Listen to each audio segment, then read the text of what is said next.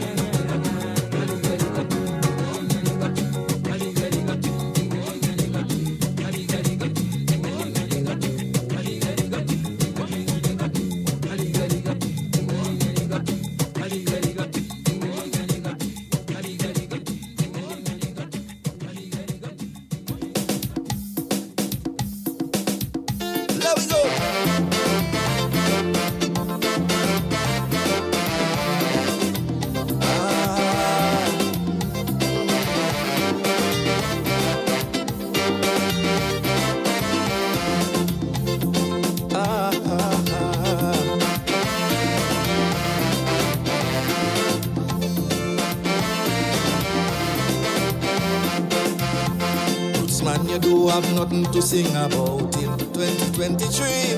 Cause you see that nothing ain't happening right now in the country. All the melee done, the confusion done, the government ain't doing no wrong.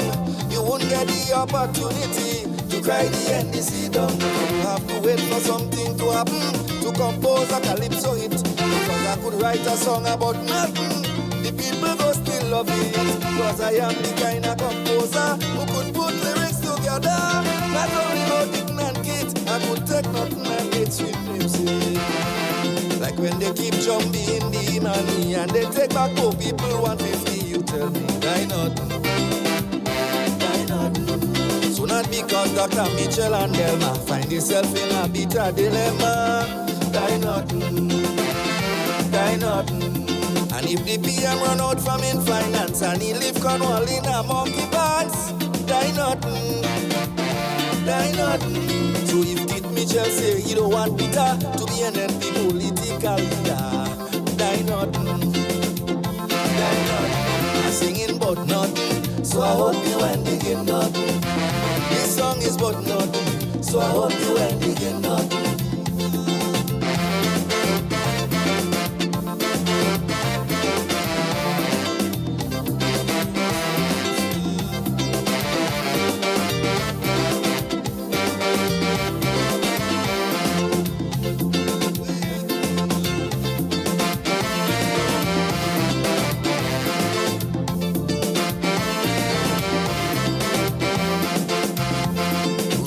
Fine like you're talking nonsense, only stupidness. You don't say you should resign from singing Kaiso and go and go fish by the day. You know how them judges just thief you. Why the hell you went go abroad?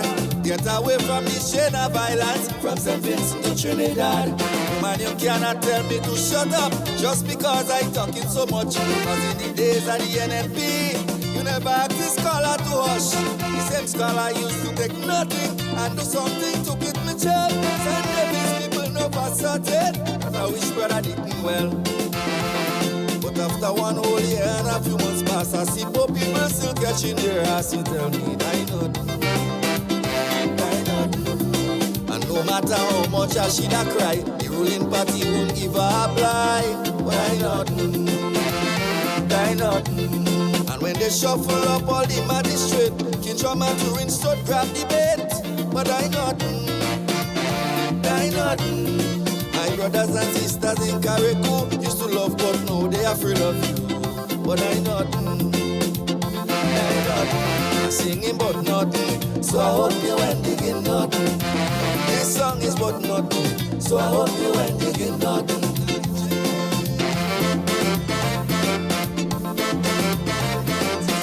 Good night to you, Grenada, Carriacou, and Petit Martinique. Once again, it is time for Talking Points. My name is Sheldon Scott, and I will be with you up until the 10 o'clock hour.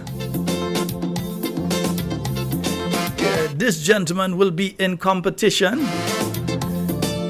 The Kaiso finals. It's Rootsman Kelly. Yeah.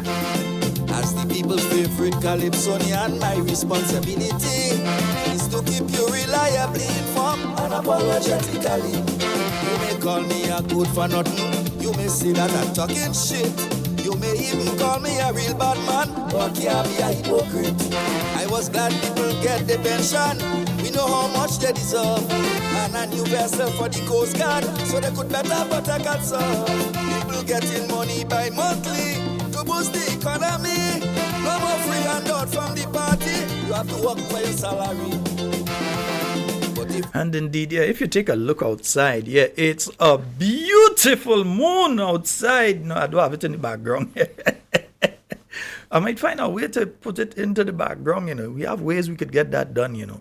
Yeah, but a beautiful moon. So while you're listening and so, yeah, don't ignore looking outside and having a nice look at that beautiful moon, yeah. Did you let the assailant get away? Never let me hear you say, die not. And plus the place is so hot to take a nice little stretch outside. Just raise the volume a little bit so you could hear while you're outside there, yeah. Or you go to the veranda and so, yeah, nice moon outside.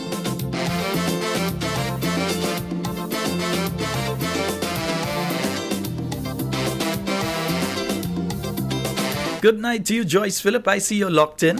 And as I said, we will be having a guest with us tonight. My good friend, Mr. Nimrod Oliver, will be joining us via Zoom, and that'll be around 8:30. Yeah, we got quite a few issues to talk about there.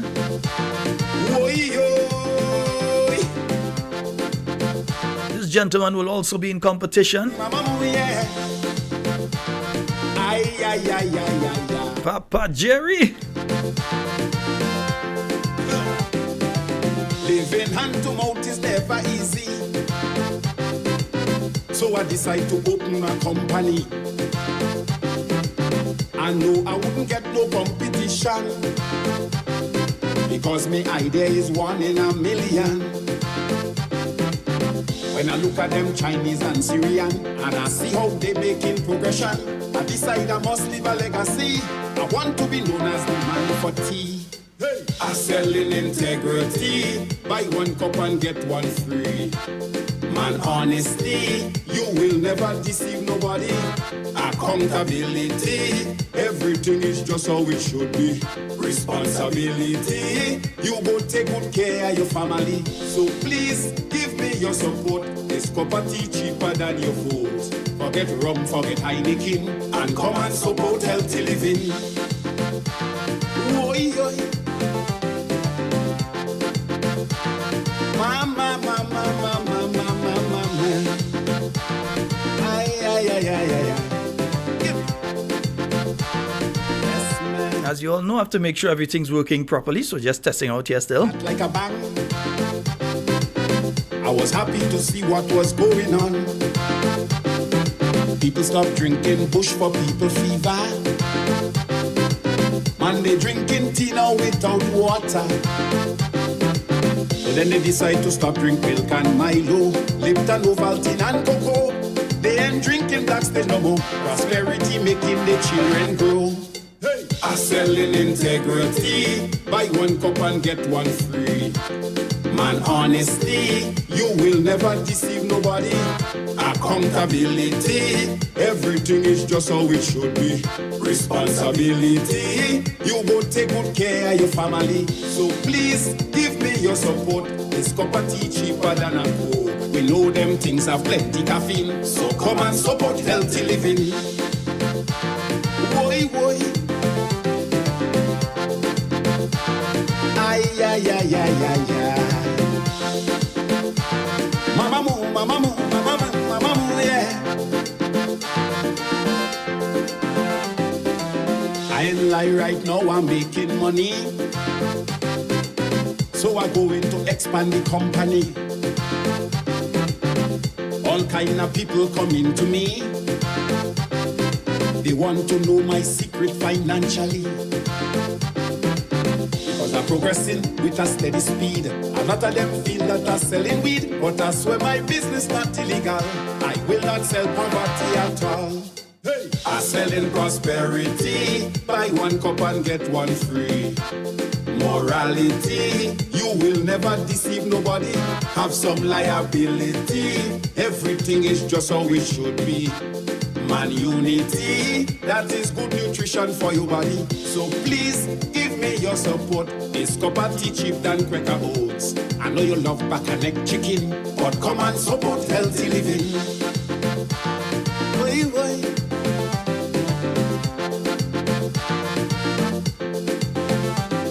Yeah.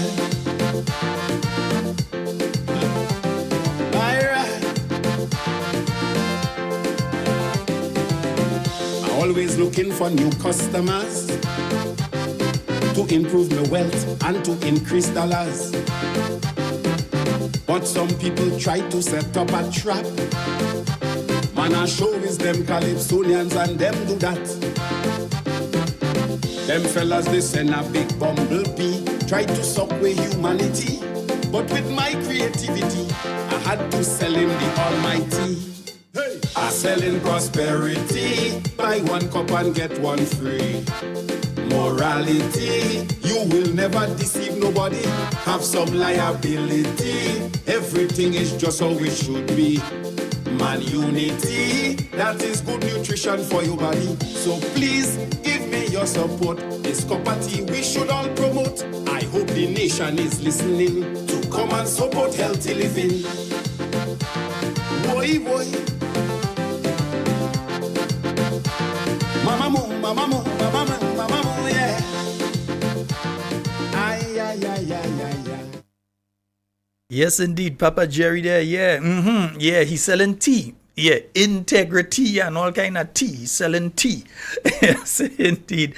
And folks, yeah, so I am just making sure that everything is set up properly so that we can bring in our guests tonight. You know, last night we had a guest. Tonight we having a guest as well. Yeah, we having guests. We ain't guessing. We having guests. Yes. So we're going to have a guest joining us in a short while. But before we get there, yeah, I find a few strange things happening. And let me just say a few strange things happening as far as I'm concerned. One, I realize, okay, the managing director of NOASA has resigned. They're going their way. All of a sudden, we're seeing all kind of funny thing with NOASA. Like, for instance, what did I see today? I saw that they are giving reconnection. Yeah, let me see. Yeah, they had this. Yeah, they're giving reconnections and all kind of thing. Reconnection for the carnival between the 3rd and the 10th of August. So you don't spend the carnival. Yeah, you ain't spending carnival without the water. They're making sure that you have water for the carnival season and them kind of thing. Yeah, so I saw that. There are certain conditions, of course, to the entire thing. They're making sure that if you owe under if you owe under $500 and under, you have to pay the full amount, and you will not pay the reconnection fee. If you owe between $501 and $1,000, you have to pay 50%, and you have to repay within a certain period of time.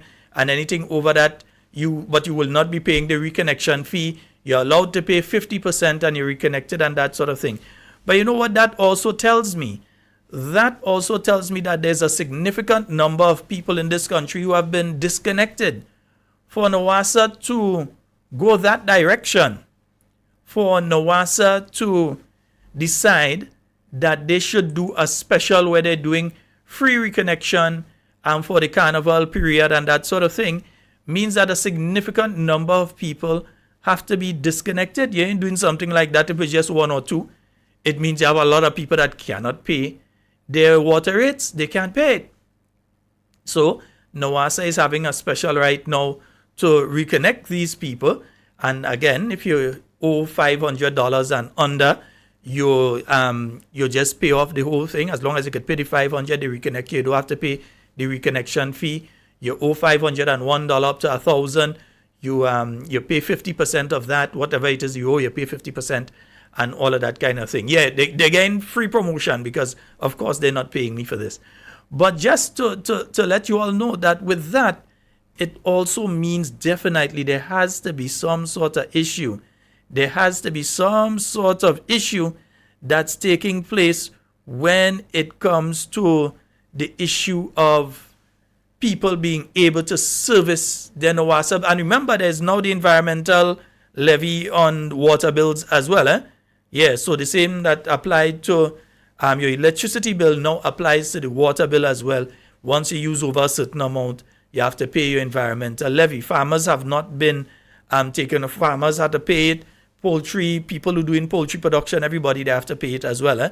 So you have to pay your environmental levy and that sort of thing. All right. And just as we at it, I just thought it important, since I'm there, to let you all know as well that when it comes to NOASA, those of you in the following areas, tomorrow, yeah, you ain't no water. So water supply, you ain't no water tomorrow. Tivoli done from Lynn up in St. Andrew, all you do have water tomorrow. All right. So all you organize all yourself tonight. Who have to full up. I know Tivoli. I know all you listening, all up in our home, all you down, yeah. All you. Make sure all you full up all your water and thing tonight because they're taking water tomorrow. All right. So all you look out for that. All right. Just in case all you didn't see it anywhere else, all you didn't hear it anywhere else, we making sure we telling all you on talking points. Right. Now, as taking water tomorrow. So make sure and full up all your thing. Yeah, all your little container, all your little this, all your little that and thing. make sure and full it up. All right, because they ain't too sure. I wonder they say between the hours are 9 a.m. and 4 p.m. So if you're out to work, yeah, it might not affect you too much, but try and do what you have to do early and thing. And next thing it turn off a little earlier and it come back a little later according to where you is. So make sure and full up and so. All right, nice. So so that's between 9 and 4. So that is Nawasa. But there's a third something from Nawasa I want to show you. Yeah, the PWU. The PWU is kind of calling on Nawasa and them to do what they're supposed to do now. You understand? The thing ain't too nice when it comes to Nawasa and the PWU right now and thing. Yeah, them fellas and them say they're trying to negotiate, but they ain't negotiating, man. Yeah, so the Grenada Public Workers Union registers its deep concern with the board and management of Nawasa delaying the completion of collective bargaining for the period 2020 to 2022. We are already in the new negotiation period and the unnecessary delay economically disadvantages the members we represent. The Grenada Public Workers Union is alerting the general public of this development as steps may be taken to trigger re-engagement. In other words, Nawasa workers might strike on the negotiating table, which may have impact on service delivery to Nawasa clientele. Right? We thank you for your understanding in this process. So while Nawasa is saying that they go have interruption and them kind of things, so and while they're saying that how they're doing special, you could come and reconnect and so, at the same time, the Public Workers Union saying, hey, come to the table, let's negotiate. Other than that, you might have, they might be cutting off water and all of that. All right, nice. So let me be careful and think, yeah, if you had to fill up your water, and that kind of heat we get in these days, you better have water full up some way, somehow, because if water go with that kind of heat, Lord God, I know how some people making it. All right, so folks, let me just make sure that I get my good friend online with me. Let me just make sure I get everything sorted out here, and then we'll be right back. Nice. So let me just give you another. Yeah, this is just another competition song here again, man. Let me give you that one. Yeah.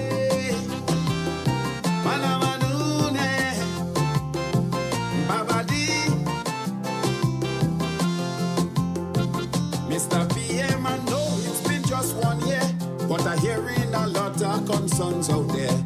Promises you made for the election, you said there would be no victimization. So now is the time for you prove yourself. The people really don't want to hear nothing else. We know that you're young and have vitality, so we want to see progress expeditiously. Like school of medicine, and how they treat Grenadian. Those who was not vaccinated, they got no compensation. They say you were the lawyer that kept them out from the job. Some say you was heartless, some say you was doing your job. So write them a letter and tell them that you sorry for all the people who got hurt and they lost their salary. Those unvaccinated workers who was locked out the gates, do something for them, Mr. PM, before they love turn to hate. Why? Because they are Grenadians who deserve your help. Do something for them with your government, they can't do it for themselves. I hear they say we not poor, we like handouts for so. But a lot of people really don't know what they eating tomorrow. Ooh, yeah, Mama me. When the government changed, oh God, was like some people win a prize. I hear a fella saying, well, it's now the country go nice. Because we just find a PM to make the country grow. The man love agriculture, he go plant nutmeg and cocoa. But the more... Yes, indeed, folks. And let me just run a quick test to make sure that I am hearing my guest. You're hearing me, brother? I'm hearing you very well. All right, nice, lovely. That's what I love to hear, man. And folks, let me bring up the man one time. We are waiting until no 8:30. When we have a gentleman, you see, there is them military men and them, that does be on time. That is one thing with them. That does be on time. Good night to you, brother Nimrod Oliver. Good evening, good afternoon to you, Shane and Scott, and all your listeners here. And, I'm having a slight problem. I'm having a slight problem with your audio. I don't know why. I'm having a slight problem that I believe is emanating on your end. You might have to raise your audio a little bit for me on your end. Is it better? Much better, man. Yeah, man, you're cooking with gas there right now. Straight from the factory. Yes, indeed.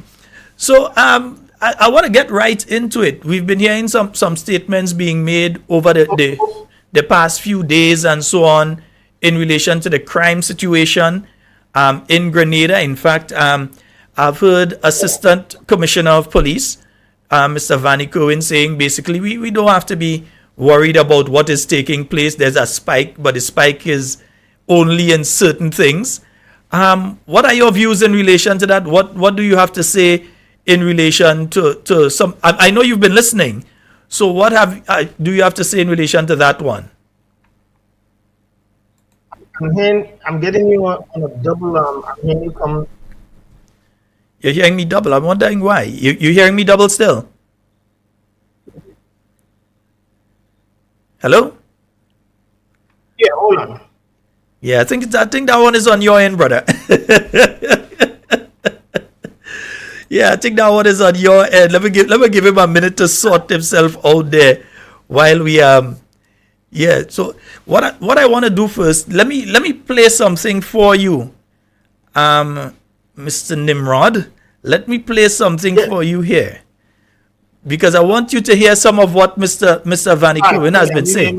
Clear enough? Yes, I'm hearing you very clear, and I'm sure the listeners are. So we're hearing you very clear. You're hearing me okay there now? Yeah, you're hearing me okay? Yeah, I'm hearing you. I'm hearing you clear. Yeah, and we're hearing you. So I just wanted to play on some audio from Mr. Vanny Cohen from an interview he did last week. So it's just a couple minutes long. Let me see if I can play that. Right. Yeah. But you can go ahead and play the video. Yeah. Yeah, let me play that for you. So I want to get your views on what he's saying here. Comments coming from certain quarters in Grenada that crime is on the increase in and escalating in the country. Does the data bear that out? Do we have, yes, there have been incidents, but do we have a crisis on our hands as is being suggested? You may not have heard the suggestions, but I'm telling you that it's being suggested in certain quarters. Is that the situation? Does the data bear that out? The data certainly bears the fact that we have had increased reports to the police for the first half of this year in comparison to last year. But I can tell you now as we speak, there are 336 cases reported for the first half of 2023 than there were in 2022. Now, where are these cases coming from? Is it alarming? Should the RGPF become concerned? Should our citizens become concerned? I can break this down for you. We have had at this point, 10 murders reported in 2023 from January to June. Obviously, we have had more because we're looking at the half year. I think we're at 14 homicide now, but 12 murders. Last year, at this same point, we were only 3. So if you're talking murders, we have a significant increase from 3 to 10. When you write the letter. Year. Attempted murder is also the same. We have had increases in a few other areas that we, that is not alarming to us. One crime in Grenada is one crime too much. But if you look at the statistics that we mine, property crimes has become our Achilles heels for the last couple of years, as far back as I can remember. Housebreaking and stealing from a dwelling house, stealing by reason of employment. Those category of crimes have led the way in terms of crime reported to the police. What we have been seeing is increases in some of those areas. We have seen increases in threatening language. In fact, we have had a 100 and something increase in threatening language. Now, while threatening language can lead to other serious more offenses being committed, on our books, threatening language is a summary offense, is a minor offense. We have seen increases in that particular area. So the increases that we are seeing is in areas that we consider to be minor crimes. Threatening language is one of those. We have not seen increases in some of the major crimes except in the area of murder. So I don't think there is cause for alarm. The few increases that we have had, as I indicated, is in categories that to us, are trivial. And but yes, it's concerning because we have increased. And so what we are doing now is conceptualizing, and we have also rolled out a number of strategies to have the needle start trending in the opposite direction for the next half of 2023. So even if we have seen a minor increase for the first half, it doesn't mean that 2023 will end with an increase over 2022. We know what we need to do. We have started to work with our communities. We started to work with our partners and other agencies. We've started to put a number of initiatives on the ground with the hope that we can arrest the situation that we're currently seeing and have the needle trend in the next direction by the time we get to December 2023. All right, Brother Nimrod Oliver, you've heard what ACP has had to say there. We're not seeing any serious except for murder and in minor crimes. It's no need for concern. What say you? For some, your mic is muted. Your mic is muted. Your mic is muted. Nice. Let me start by saying I want to start by saying that I believe it's a conscious, concerted effort to mislead the public on what's really happening with the crime and interpreting the numbers or putting the numbers in a way so as to make it appear that we are not facing a problem or we don't have a problem. I think one of the problems that the RGPF is wrestling with is that they seem to think by not talking about crime and not informing the public about it would somehow make it go. It's there. There's clearly some issues regarding crime, but so they also have this thinking that talking about it would create hysteria among the public, and I think they have that wrong. I think that wrong. I don't know who's advising them or whose advice that they're doing that, but I think we are of an age now where the public and the community as a whole definitely is aware of what's going on. Everybody has a step on. Everybody knows what's going on.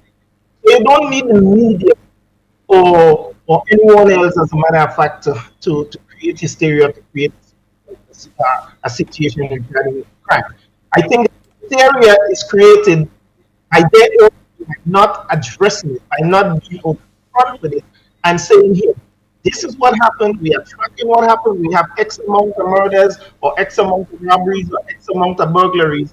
And the police is taking this initiative to address it.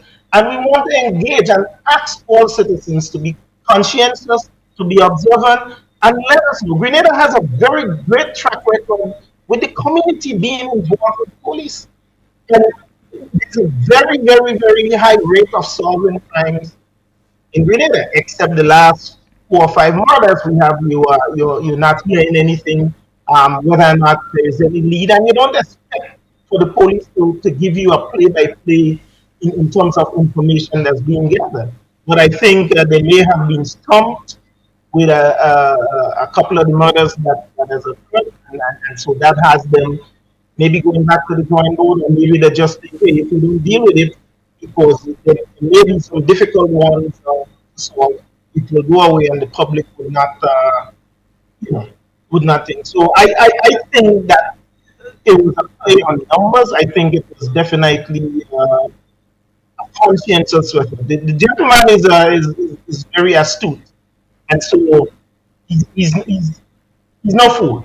So I think the numbers and the way in which it was spun was to see that all is well and there's nothing to worry about. No, I'm seriously concerned if You're saying that we shouldn't be concerned, yet still you have what is considered a serious increase in murders taking place in, okay, you had 3 last year within this period. You're up to 14, possibly 15, because I think in one case, from what I'm picking up, it seems to be inconclusive. So 15 cases that have taken place within the same time period. It must be something driving that. There must be factors that are behind that. It didn't just happen like that. And I think that to tell us that we shouldn't be concerned or you shouldn't be unduly worried about that. No one is saying we're supposed to be running around with our heads, hands in the air, bawling, woe is us, woe is us. But at least that we should try to, as you said earlier, try and be a little more observative of what's going on around us. Well, and yes, you are right. I've had an interview. For some reason, Brother Nimrod, I'm still getting a problem in hearing you clearly. Yeah, there is a double. I'm hearing you twice. You're repeating. So no, but in our case, we also not hearing you clearly. Okay. It's sort of coming and like I don't know, like it's voice, like if your microphone is a bit voice activated. I'm not sure. Right, hold on one. Yeah, I'm not sure what is taking place, but I want you all to hear what Brother Nimrod is saying. And maybe we started off on the wrong foot. Maybe I should have let him give a background as to why he's the person that I'm speaking to on this particular issue tonight. There is a particular reason I've decided to speak to Mr. Lieutenant Nimrod Olivier on this particular issue. We're not hearing you. We're not hearing you properly. Oh, let me see. Okay, here's what. Let me take a short break and see if I can bring. But I want the listeners to hear you clearly. I want to make sure that they're hearing you clearly. So let me just switch for one brief moment, and then let me just switch for one brief moment here, and folks, we'll be right back. Right back.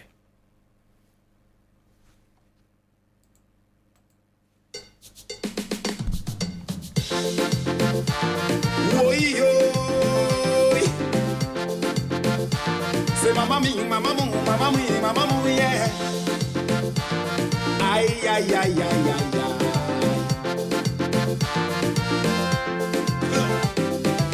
Living hand to mouth is never easy.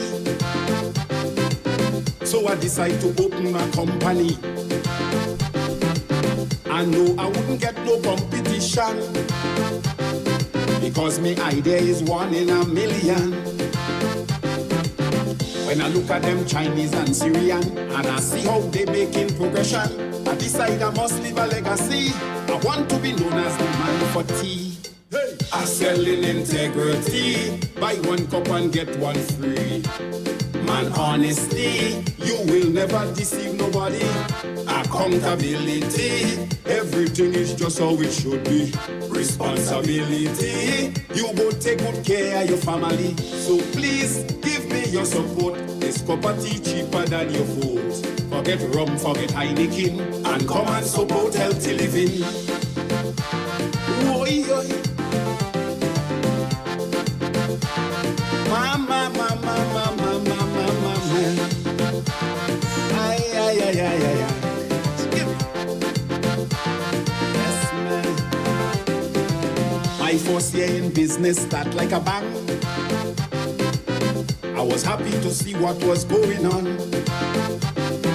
People stopped drinking bush for people fever.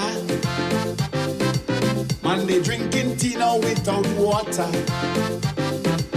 But then they decide to stop drink milk and Milo, Lipton, Ovaltine and cocoa. They ain't drinking black stage no more. Prosperity making the children grow. Hey. I sell in integrity, buy 1 cup and get 1 free. Man, honesty, you will never deceive nobody. Accountability, everything is just how it should be. Responsibility, you go take good care of your family. So please give me your support. This cup of tea cheaper than a Coke. We know them things have plenty caffeine, so come and support healthy living. Boy, boy.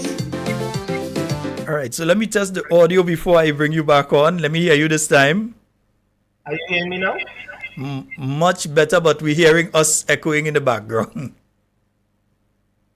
But now you've gone mute.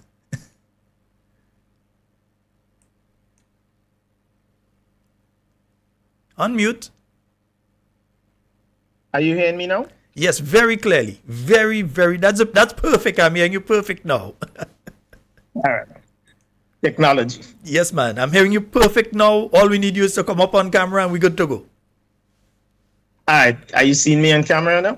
I am not seeing you on camera. I think next time I have to send my tech man over your side first, man. I'm telling you. But just come up with the camera.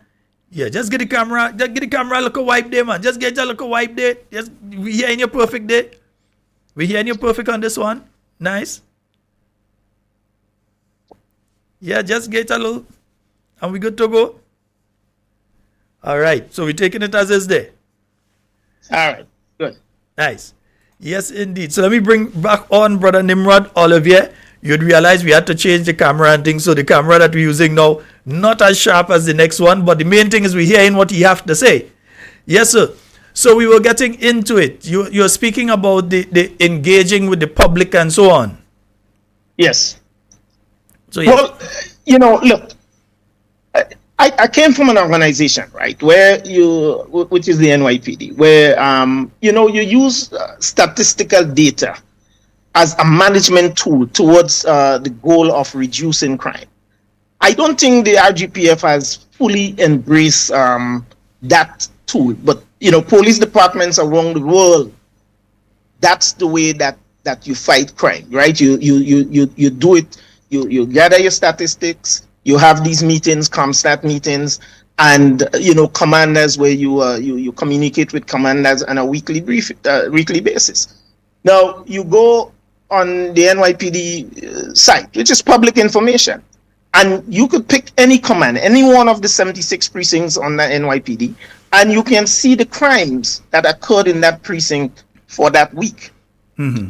I as I stated earlier, and I don't know if you heard me, I think we still have this tendency that, okay, crime occurred, and if we suppress it, or we don't let the public know about it, or we try to tamp it down, there would not be hysteria.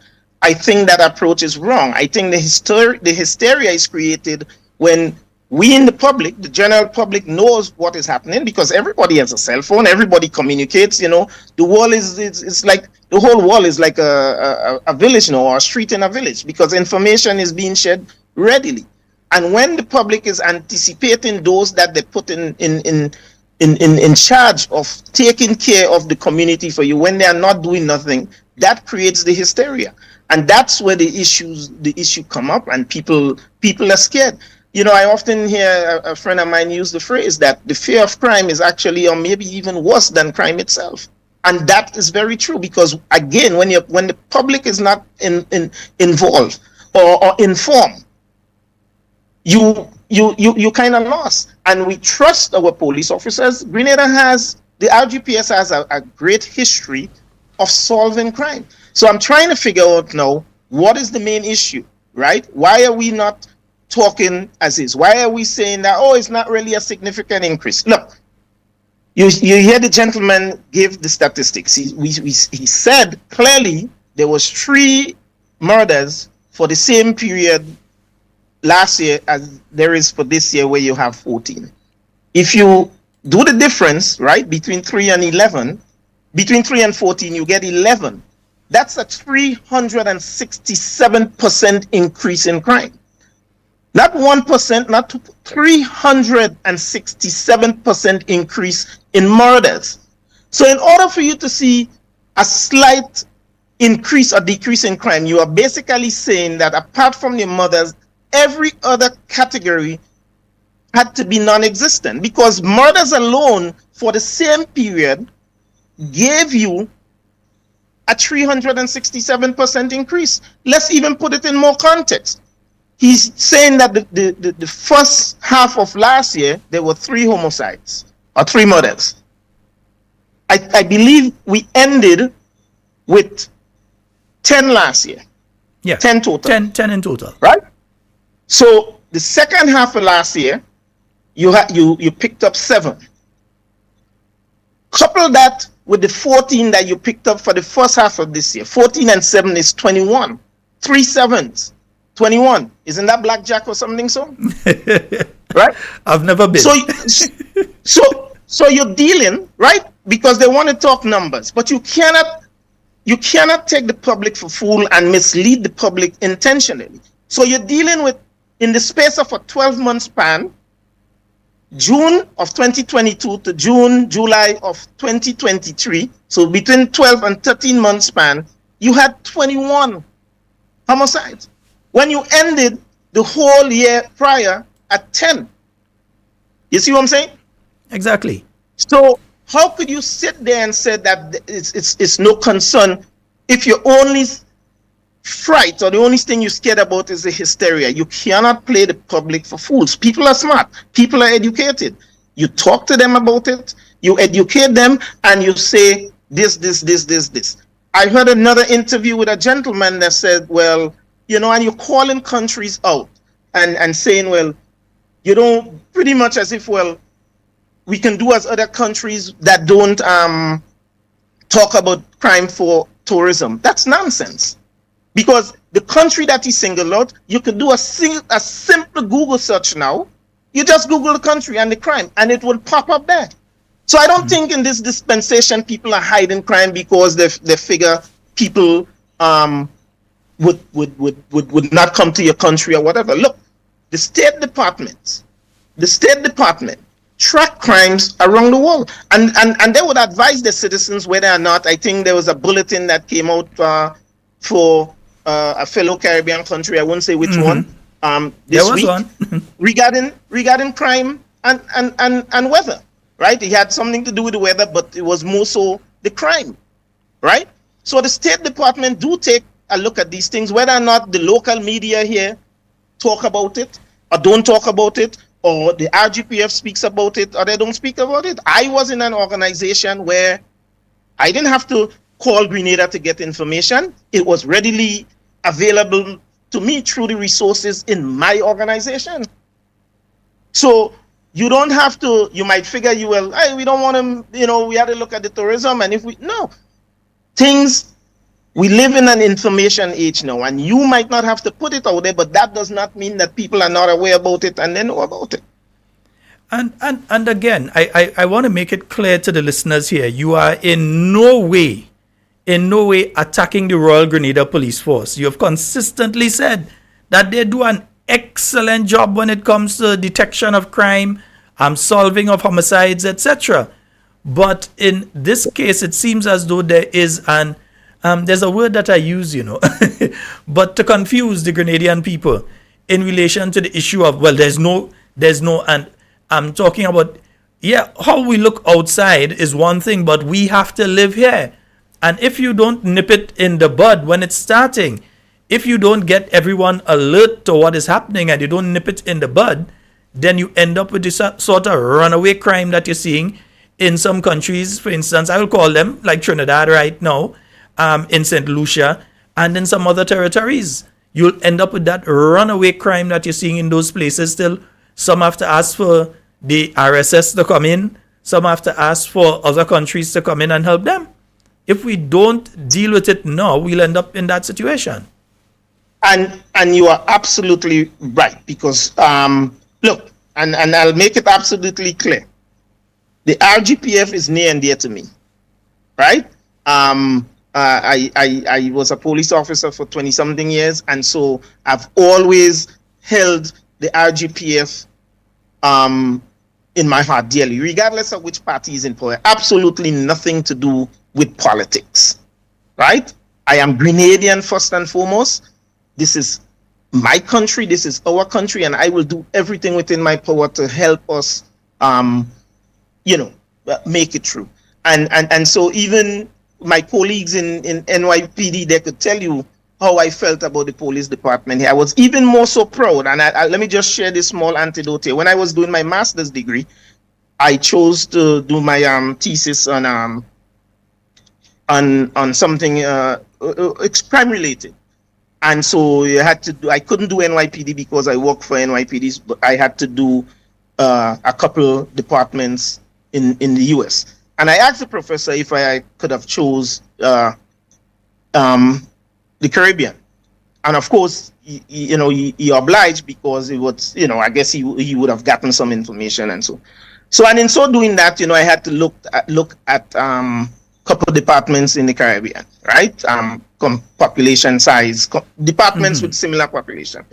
And hands down, obviously I'm Grenadian, so Grenada would get the nod.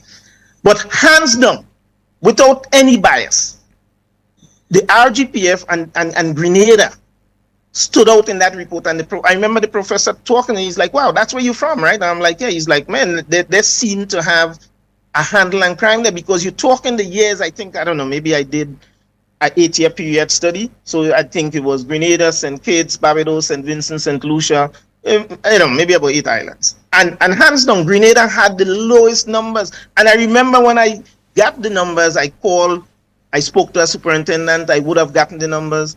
I couldn't believe it, Sheldon. And then I called the deputy commissioner, and he verified that these were indeed the numbers. You're talking homicides of 5, 4, 3, 6 a year, where other countries, with some of them with a little smaller population than us, were in the 20s, 21, 22, So it made me feel even more proud, and that's the point I want to make. It made me feel even more proud. So again, with that backdrop and that history of having a great handle on crime, why we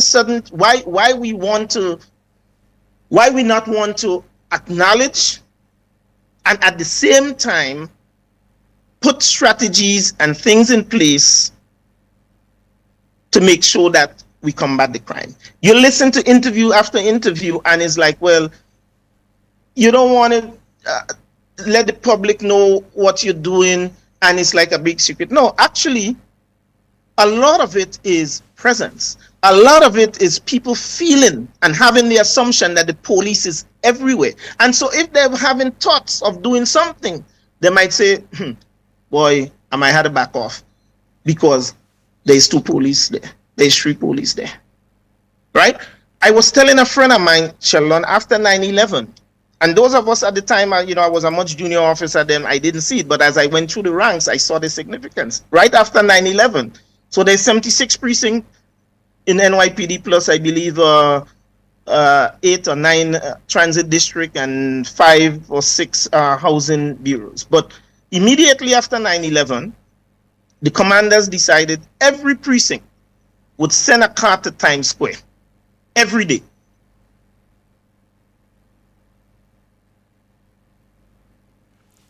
You've gone, yeah, okay, yeah. You went mute for a minute there. So you're talking at least that's 76 cars, right? Plus the housing and traffic. So maybe 80-something, 90-something cars. And you would go to Times Square. You sit in Times Square for about 2 hours with your lights on, just the lights on the car. But what was happening, right? You're in Times Square, which is the mecca of the world, the capital of the world, the biggest tourist attraction, right? So the people in Times Square, the tourists, they see that. What message does that send? You're safe. Force, right? Yeah, and you're safe. Anything happen, right? There's an officer right there. Exactly. So we would sit there for 2 hours, and then you would travel to Brooklyn. You just drive through Brooklyn, you drive through Queens, you drive through the Bronx, and I don't think we used to do Staten Island much. And then you come back to Manhattan and you get dismissed. That went on from 2001 to about 2016, right? And within that time, you and I would never believe it, but New York was actually the safest tourist big city in the United States. That same New York City. And so that presence, I believe, had a lot to do with it. Because you talk where homicides would have gone from in 1900, 16, 17, 18, 1900.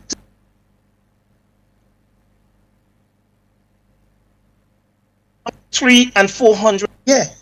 What? Some of it was policing. Some of it, yes, of course, it was good policing tactics, but a lot of it was that presence, that force that NYPD showed. And so that is what I'm saying when we talk about, well, you don't want people to know. Yeah, of course, you don't share information in an active investigation, but you do want the public to feel safe. You do want to know the public to know that you are out there. And so you have to be out there. You have to be visual. Mm-hmm.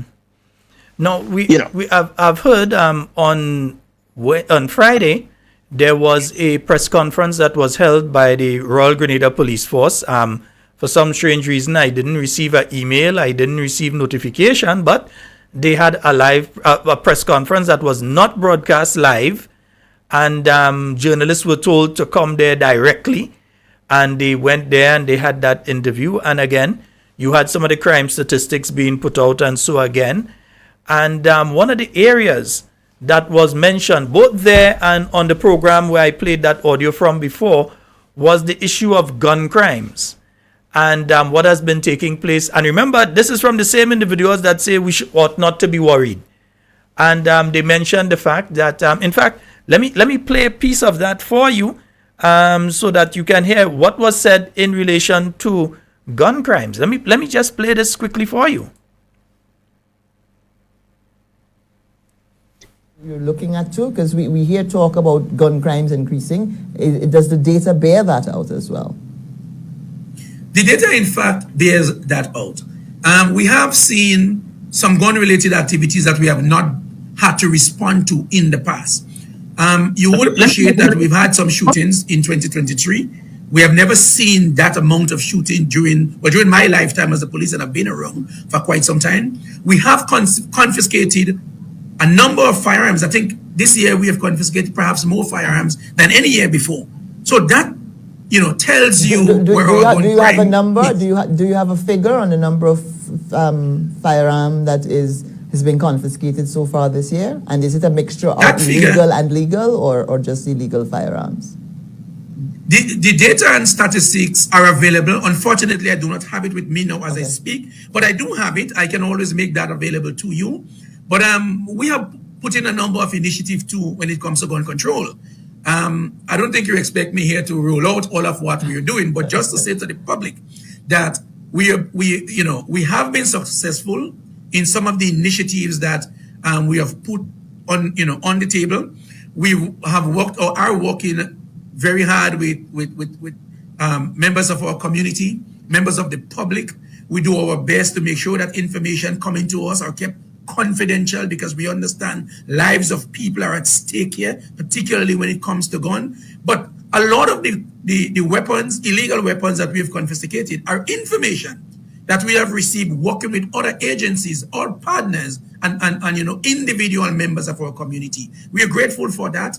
And Grenada can only be safe as all of us want it to be safe. And so all hands are in debt. Cannot be the police alone. It may not be you or your family today, but you do not know what you're waking up to tomorrow. Brother Nimrod, your view. Well, I'm smiling because, again, you cannot have your cake and eat it. You cannot say that the data bears true. You cannot say that your facts tell you that you have an increase in gun activity in terms of seizures and confiscations and arrests, but at the same time say there is nothing to worry about. It just doesn't hold water, right? It's one or the other. It's either it's down, right? You're talking maybe 100. You have almost 100% increase, right? Because I believe I heard 16 the previous year versus 32 or 33. So that's double. That's 100% increase. So people are having firearms because it's the replacement when your cell phone broke. You use this firearm to make a phone call. No, people have firearms because they feel there's a need to have the firearm, and if and when that time comes that they may or want to use it, they may very well do so. Well, one of the things that the gentleman, because I said there's a lot to unpack, and you often have to listen, right? Mm-hmm. The gentleman mentioned that some of the confiscations are from information from other agencies. I wonder what agencies that he's talking about. And I think I could venture to say that a lot of the agencies sometimes are not even local agencies here in Grenada. It's probably sometimes information they get outside of the nation. And I would leave that at that. But, you know, because he's correct. Information is being shared. A lot of information comes from, you know, from the same, through the same ports. Because something might get picked up, you know, may get picked up in Miami or New York or whatever, and that local agency or that federal agency would not act on it, but they will pass that information on. Well, it's not just the issue of the finding the weapons itself, but that we've had several gun-related crimes. In fact, I think 3 of the murders that we've had this year have been gun-related. That would be the individual found in the vehicle in Tantine, the murder in Carriacou, and the murder in St. John, in Guave itself, all being gun-related. And outside of those, several other shooting incidents that have happened at different locations, along with the guns seized. In another interview, you were hearing ACP Cohen mentioning that in his time within the police force, this is the most he's ever seen in relation to gun crimes. And you're speaking about Grenada here, compared to the rest of the Caribbean. The only island ever had it more than us is probably Cuba. So you're speaking but Grenada again, here. Again, words are powerful. If you remember at the beginning of this administration, right? It was put out there that you know, maybe the hierarchy or high-ranking members do not support firearms, and maybe indications were even made that they don't believe that maybe even the police should be carrying firearms. So if you are criminal-minded, you are a perpetrator, and you're hearing these things put out there, you would feel emboldened. You will feel emboldened because, again, guns don't fire by themselves, right? In most cases, people fire guns. And when you have the gun, you feel you have that power. So if you have the gun and you believe in your mind that the police do not have the gun, and or you might have a more powerful weapon than them. So what's powerful? We have to, you know, law enforcement is you know, you have to, it's a craft, and you have to be careful because you have to find that balance with the public and at the same time keeping the public and maintaining public safety. So we find ourselves in a situation that even with this, even with the 367% increase in murders, with the 100% increase in the finding of guns and so on, that one of the chief people in the police force are saying, don't worry, it's only robbing people's house. That is what we see in the increase in the breaking in people's house. And if that is the case, if you're seeing those kind of things, it's telling you that there is another socio-economic issue that needs to be looked at. If you're having increase in break-ins, increase in those sort of things taking place, crime against property, fraud and those sort of things, there is a socio-economic driver to that sort of crime taking place. So, Mr. Scott, I believe earlier on you hear me said that I don't think it was an accident that the spin was put on the numbers in that way. I think it was the gentleman, again, he knows what he's doing. And so I think a lot of it is to mislead the public and to confuse the public, right? Because, again, the numbers be different, as you point out. And when you lump your major crimes, right? When you lump your major crimes with the such as murder, with your minor crimes to try to find some saving grace. That's problematic. Because in that same interview that you part of that interview, I mean, you can play it for your listeners if you want, but a part of that interview, the gentleman spoke of a 4.2 contraction, right? In crime overall. And I'm trying to figure out, right? I'm trying to figure out, I mean, is no way you could have a 4.2 contraction in crime when your murder rate alone is increased by 367%. And you have another 100%. You have another 100% when you're speaking. For that to happen, for you to have one crime category showing you a 367% increase year to date, and at the same time have a 4.2 contraction overall, that means there was no crime committed in any of the other categories that are measurable. Because you have to erase in order to have a 4.2 contraction, right? You have to erase 360 something percent of crime, which you see under your murder rate. So again, I mean, unless, you know, I grew up in a Comstat area, I did Comstat as a sergeant, as a lieutenant, and you know, you had to be on top of your numbers. So when it comes to crime and crime percentage, and you know, I mean, we lived and we eat that daily. The number, you know, it's a numbers. NYPD was a numbers thing. Now, I have seen commanders in NYPD get transferred. They lost their command for trying to manipulate crime numbers. Lost their command, got transferred. So I take that dearly. I think we owe it, again, I will repeat it, we owe it to the public. I mean, let's look at the interview or the press conference that was given by the Honorable Prime Minister, and look at the one that was given by the Honorable former Prime Minister and leader of the opposition, Dr. Keith Mitchell. If you sit and you look at the two side by side, who gave a more connected interview with the people? Because if you are talking to me about crime and what's going on in the country, I don't know, maybe I might be turned off if you're sitting there with a computer and a suit and tie, trying to connect with me, trying to make me feel safe, and clearly not reading something or doing something that shows that you are connected to the people one-on-one, as opposed to something that's written in a back office somewhere. I mean, you know, we have to, this thing is about empathy and connecting with the people that put you there to serve us.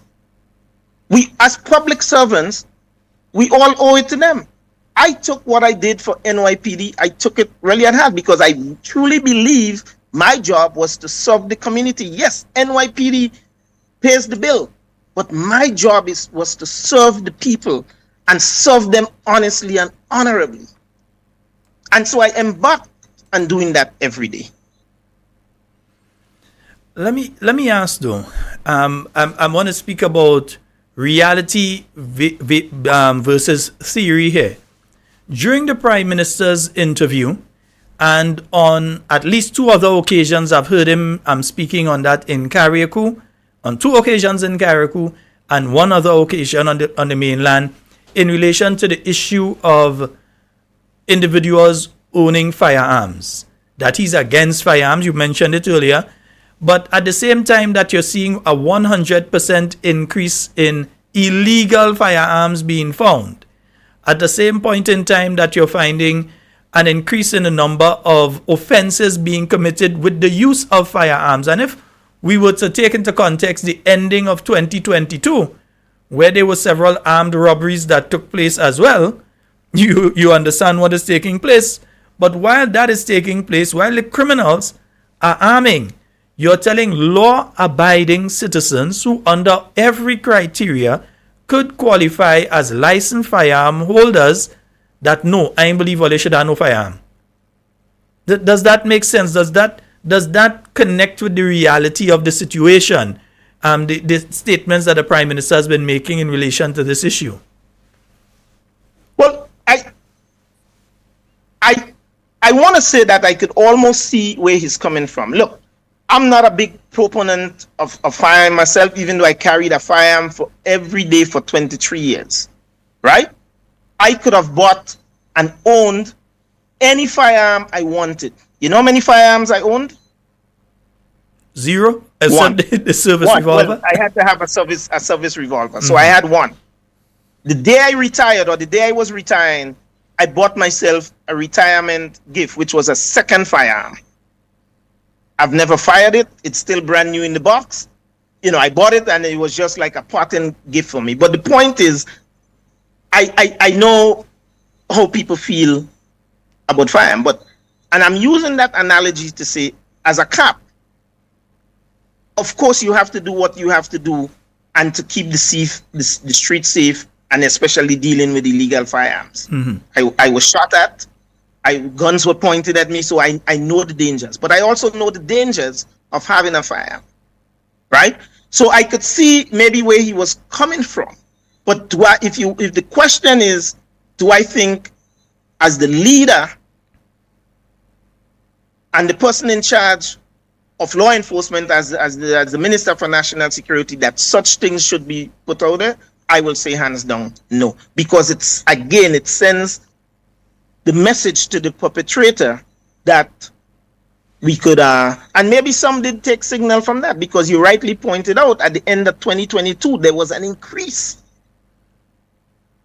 So I believe people are emboldened. We know the borders are very porous. We know the issue of firearms and so coming from overseas and you know, through the ports or whatever, it's not new. But I think there is an increase. I think the goodly minister, while trying to say we are putting measures to counteract and to help find some of these firearms, I was still trying to say that, well, kind of is not really an issue, and it's not because you have an increase in firearms, it's a bad thing. Well, you can't have it both ways, right? If it's all well and good and people are feeling safe, why do they feel the need to go get an illegal firearm to protect themselves? And so part of it is, yes, maybe rather than saying, I don't believe in firearms, and if it's for me, I wouldn't be, no, maybe you should be looking to increase the amount of licensed firearm. And that would help you, again, with policing that you don't have to pay for, in terms of, a man might think twice, saying, well, I ain't gonna go and rob so-and-so because so-and-so has a licensed firearm. But in the context of making it public, I think that if, as Minister of National Security, you personally, not your political organization, not your government, but you personally have that view, it's a view that you can share privately, or you can even share with the top brass of the police force. But once you make those public statements repeatedly, as you say, you're selling guns to the Indians. You're selling the message. So fellas, because, okay, let's put it in context. That same interview that you talk about, the goodly gentleman again talk about an increase in firearm, as well as an increase in drug seizures, almost by the same 100%. You see the correlation? You see the correlation? Because it's a known fact in that underworld that a lot of transactions in the drug industry cash is not always the only means of facilitating the transactions. Weapons and high-powered weapons to outgun the police is often a tool of trade. So it's not by mistake that there is an increase in drug seizures, and at the same time, there's an increase in firearm seizures. They go hand in hand. So again, by coming to the public and say, oh, we have an increase in guns and we have an increase in seizures, but it's no big deal because a lot of it is coming from information that we get. Well, I am happy and I'm glad that a lot of it is by seizures and not police officers having to confront these criminals in the street, because we would be burying a lot more police here. Well, within the last month, we did have an instance of police officers being confronted by drug dealers in the streets and fired upon in the Brazan community in an early morning operation where they were able to recover quite a significant amount of drugs. But Yes. they had to face some gunshot for it because the criminals fired at them. And Right. I don't know if they returned fire, they had time returned fire, how it all played out. But at the end of the day, there was a shootout that took place in the community of Brazan very early a morning within the last month. But let me ask you this. You knew about that. I knew about it. How many of your listeners you think knew about it? Well, maybe a few if they've listened to Dr. Mitchell's interview. There would be quite a few that may have heard it, because sometimes you're listening, but you ain't hear everything. But you did. Right. Yeah. But the broader point is something like that, because a police was involved, should have been plastered on every news media the next day. One of the things I learned as a young cop, Sheldon, and I didn't get it at first, but when I came out from the academy, I pretty much was on the midnight shift, right? Working the graveyard shift from 11 p.m. at night. And the first couple of weeks, you're like, well, where are these people seeing these things? Because you think you're on the grave night shift, it's going to be quiet. I mean, I was in a busy precinct, but still. And then 11 o'clock, 12 o'clock, 2 o'clock in the morning, the radio is busy, this, that. And then oftentimes you will get a call from the precinct desk, and the sergeant or the captains and the desk would tell you, hey, and back then we didn't have cell phones and things like that, so you had to go to the payphone, and they're like, hey, take this number and call this number back. And you call the number, and most times it would be some little old lady that's telling you the guy you're looking for, he's hiding there, or he run to this there. So I'm saying that to say that when we as cops oftentimes think that people are sleeping and they don't see what's going on, somebody is up watching, somebody would hear something. But if you don't put it out there, a lot of us would not readily volunteer the information. So you have to make things public, make the public feel safe and engage them, and information would be shared. And RGPF knows that very well, because RGPF in the past has had a very good working relationship with the community. Again, I'm trying to figure out, where is the breakdown? Why are we trying to suppress the crime and not deal with it head on and face it? Right? Yeah. Let me just touch on this one. The same gentleman I heard him mention that we shouldn't worry too much about the murders, and we shouldn't worry too much about the murders because sexual crimes is done by 30-something%. Are you kidding me? Are you kidding me? Is sexual crimes done by 30-something%, or is reporting of sexual crimes done by 30-something%? And there are two different contexts, because we all know sexual crime is a crime of nakedness. Oftentimes, male as well as female, because males do get sexually abused also, are very hesitant to report sexual crimes because of the intricacies involved, the questioning, and sometimes people just don't want to deal with it. Mm-hmm. So the reporting of sexual crimes, the reports for sexual crime does not mean that actual sexual crimes is done. But even if you want to give him that, all right, the reports are done by 30-something. We have 30-something% less crimes than what it is the previous period. Sheldon, again, numbers is a statistic thing. If I had one sexual crime in January, and in February I had 2, I just had a 100% increase in my crime rate, right? Because I went from 1 to 2, right? Yeah. Right? Now, in March, I went back down to 1 crime. So I'm going from 2 to 1. I just had a 50% decrease in my crime rate, right? Yeah. Right? So again, we playing with numbers with people and saying, well, sexual crime is down by 30-something%. So overall, we are good. But murders is up by 300 and something percent.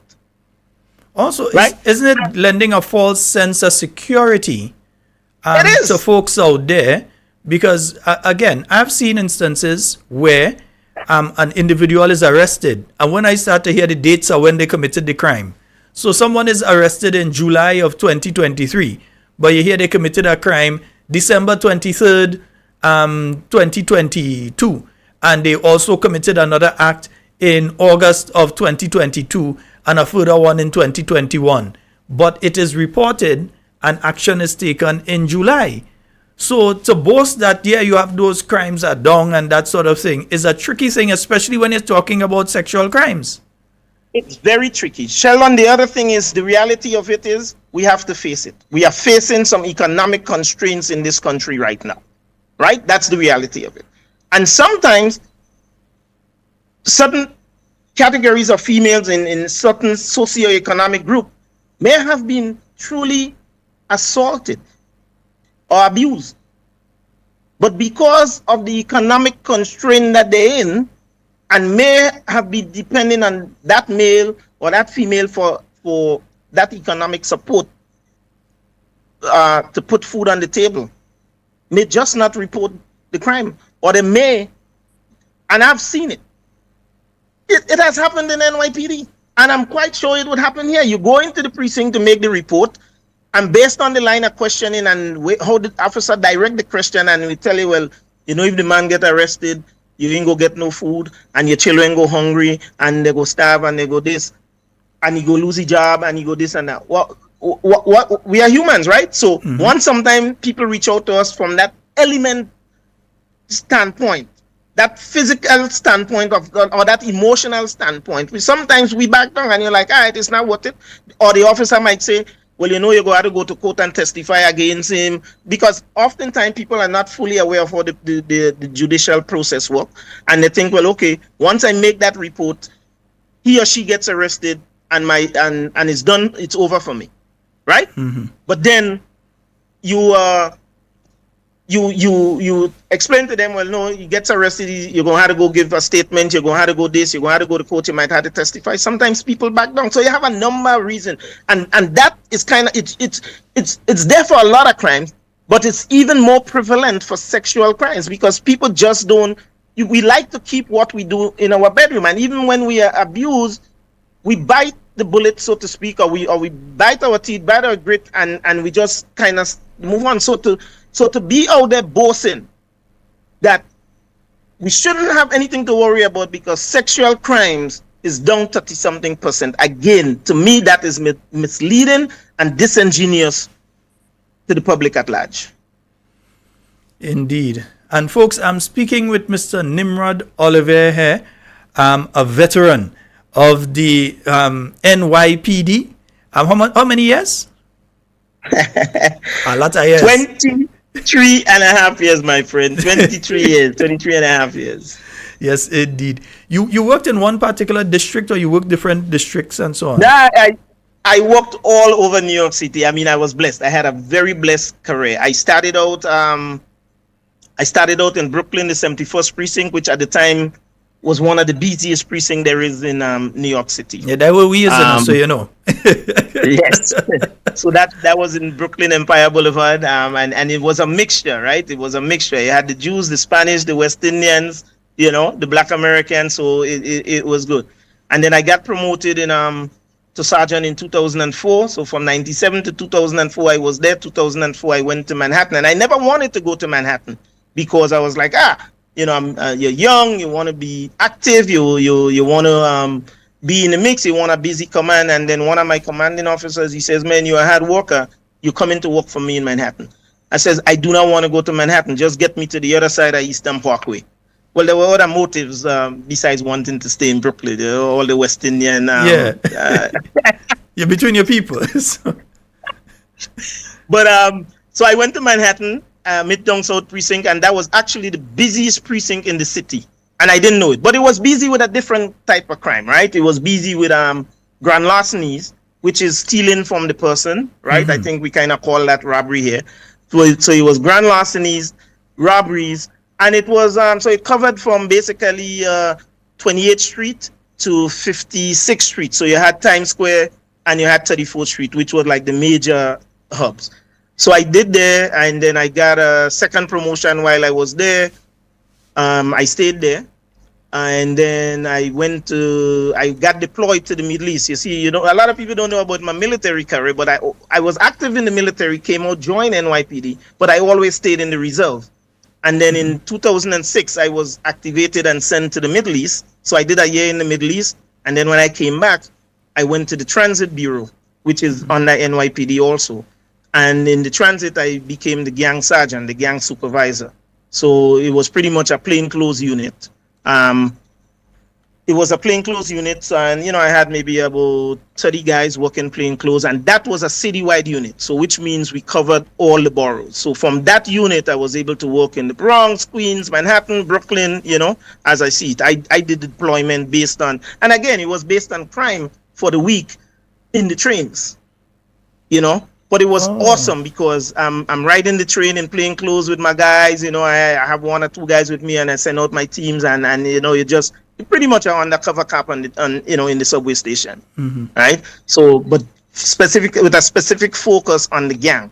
So I dealt with the Trinitarios, the Bloods, the Crips, and we were able to make some big impacts and big dents in there. And then in 2012, I got promoted to lieutenant. And I stayed in Manhattan again, but this time I stayed in the rich part of Manhattan. So you were up there. I covered all the hot spots with all the Madison Square Garden and so was in my command, and so all the sports guys, everybody, all the superstars. I met so much movie stars and so much sports legend, and so coming to party in Lower Manhattan, and of course they're coming and you're talking a bottle of Ciroc, they're paying $2,000 for a bottle of Ciroc, all these, so it was a good experience. My good friend, and you, a young fellow from Grenada. And a young guy from Grenada. I became Lindsay Lohan, the movie star, was like one of my, favorite movie stars there. So it was a good experience. But in between that, while I was a cop, I also was undercover in the Vice unit, right? So I was in Vice, which basically was NYPD version of dealing with prostitution and gambling and all of that. So I had a great experience throughout my career. So it was good. You worked transit, Vice. You haven't worked SVU. Yeah. I didn't do SVU. No. Okay. The closest I was to investigating was in the Vice unit. I was about to ask you how Stabler, it was working with Stabler. So. One of my favorite actors, but it was fun. It was fun. I enjoyed it, and I enjoy serving the people and the city of New York. The time came, and I was like, all right. Believe it or not, I could have retired at age 45 in 2015, and so I ended up doing an extra 5 years, until I retired because NYPD retirement was only 20 years, so I ended up doing, an extra 5 years. So, yeah. So, but all of this has given you a wealth of knowledge. Have the police here ever reached out to you, Mr. Nimrod? They know. I'm not guessing. They know of your expertise. They know of your specialities. You have been directly involved. While you will not say it in all that you're saying, there are several people that have been posting it and saying it there. You have been an individual that have donated to the Royal Grenada Police Force over many years. And as you've mentioned before, it isn't about which government is in power. It's the police. You're coming and support your brethren. So you have always done that. Have they, even in a situation like this where they're having these spikes taking place in relation to different areas, has anybody called you in and said, well, even privately, let's have a conversation in relation to this. Give us your views. How can you assist in relation to this? Shalon, no. And I don't expect to get the call because, again, we kind of for me right now, and I make no apologies for saying it, I think that the top echelon of the force right now it's about nepotism. And so I don't expect to get that call because of my political affiliation, which is sad, because the politics has nothing to do with what I will give for free, right? I don't want to say like I'm the sole expert on anything, but I do know if I don't know something, I still do have that connection within the NYPD. I'll give you a fun bit. The mayor of New York City, Eric Adams, was once my supervisor. Right? You have a direct line there? So, but no, on a serious note, Is he a kayak though? No. I thought he had Karakou connection, eh? but so I don't expect to get that call, and which is kind of sad because I don't go drinking with a lot of the top guys there, but I had an amicable relationship with most of them, and so but I don't expect it because the whole thing now is about that projection that we know what we're doing and we on top of it. Sheldon, look, honestly, right? I listened to that same interview that you talked and I heard the commissioner acting introducing his men. And he introduced assistant commissioner and he said that he's in charge of the Coast Guard and projects. And he went on to make the point that, a lot of our precincts or police stations need repair and we have to move from Fort George to a building.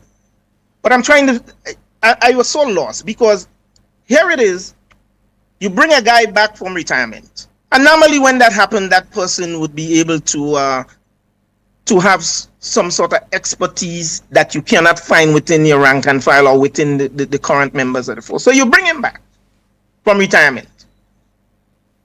But you put him in charge of Coast Guard. You have about 50-something persons assigned to Coast Guard. You have 2 bigger vessels and a couple smaller ones. And you need an assistant commissioner, and you have a full superintendent there. So normally the Coast Guard is a post that's normally handled by an assistant superintendent or a superintendent. Mm-hmm. But you bring a guy back from retirement as an assistant commissioner, and that's where you put him. So I have to be missing something. Mm-hmm. And then you said, okay, the other thing he's doing is overseeing the buildings, basically overseeing the buildings, the repairs to the buildings and the movement. Said, Sheldon, any competent sergeant or inspector could handle that job because he or she is not actually the one doing the physical labor. And also, so anybody that has a little understanding of building, I cannot put a nail straight. My father was a very good builder, a top builder in Grenada. In the military, that's what I did. So I can build you a house on the computer. But don't give me a hammer and a nail, I can't pong it straight. So the point I'm trying to make is, you find somebody that has that skill level. Because whatever repairs that has to be done or build or whatever, you have the CTOs in the ministry that's responsible for that. Mm-hmm. So all you pretty much need is for someone to say, hey, this station, I believe, need this, and this. And somebody comes out and that has the knowledge and they make the assessment and they do the write-up. So again, we bring a guy out of retirement, right? And that's what we're giving. When the bigger picture is, the Honorable Prime Minister told us that he brought some guys back because the prior administration did nothing for a succession plan. You did nothing for a succession plan. So you bring these guys back to help you with your succession plan. I don't know what succession plan, if they're going to recruit new people from the outside, but basically to help you with the succession plans for leaders. That's why they were brought back. That's what we were told. But Sheldon, of these guys, each and every one of them was there the last 12 years in the upper echelon of the force, either as a superintendent, an ACP, and or deputy, acting or so. So if they didn't have a succession plan the last 12 years, we bringing them back on extended contract out of retirement, they're going to create one? Who we fooling? Who are we fooling? So I'm going around with all of that with your question, to go back to your question, to say, no, I don't expect to get a call from them because it's the crab in the barrel mentality. And I make no apologies for saying it. And I'm asking that because I tend to find that we have so many people with competencies here that are being sidelined simply because of politics. While on one side, you have the different government ministers and the prime minister and so on saying, well, everybody needs to come on board and we all need to come on board and work. You heard the acting commissioner saying it. You've heard the deputy commissioner saying it. You've heard the assistant commissioners saying it, that we all need to come on board and work towards it. But yet still, you have people who you're not guessing, they have certain competencies. You've interacted with them before, and yet still, you don't approach them and you don't ask a question. Even if you do it quietly, you don't have to write a press release and say, well, we came to Nimrod Olivier and we asked him, what does he think about this? Or we ask him for input in relation to A or B. You don't have to write a press release, but you could do it quietly. And not even that they would do. Each and every one of those guys know they could have a conversation with me behind the scenes and nobody would ever know. Right? And we deal with it behind the scenes, and no one would know the less, because for me it's about policing. It's not, I want to make this point. And so the issues, part of the problem that I believe right now with the RGPF is that they politicize the force. And anytime you bring politics and you allow politics to permeate a law enforcement agency, you're in for a lot of trouble. Because and let me make this point. Do I believe your police commissioner does have to have some sort of political inclination towards the present administration? I do believe so. Right? There's others that disagree with me, but I do believe the commissioner, the Minister of National Security and or Prime Minister should choose a commissioner that more or less is aligned with the views of the administration, because that's the line person that you're going to have carrying out whatever policies you see fit. Right? That's the main implementer. I don't think the politics should permeate through the ranks. So from your deputy on down. And clearly we see what's happening with the RGPF now. Even the issue of the promotion. And I heard on another show, well, actually in that same press conference, one of the reporters, they was asking about it. I believe is our good friend, I wouldn't call his name, but you know what I'm talking about. Right? And it was kind of surprising how he was asking that question 3-4 times. Right? Because, and the answer that they give, well, we think we promoted the right people. Well, who are the right people? If you have an exam and you said 3 sergeants challenge, 10 corporals, and a whole host of junior constables or constables, it's telling you that you have a problem and you may not have done what you intended to do. Because the force was about 1,000 persons between uniform officers and civilians. There's a lot of talk of how much people leave and didn't leave, whatever. But in any event, you're talking, let's say maybe it's 800, now maybe 700 uniform and 100 civilian, whatever.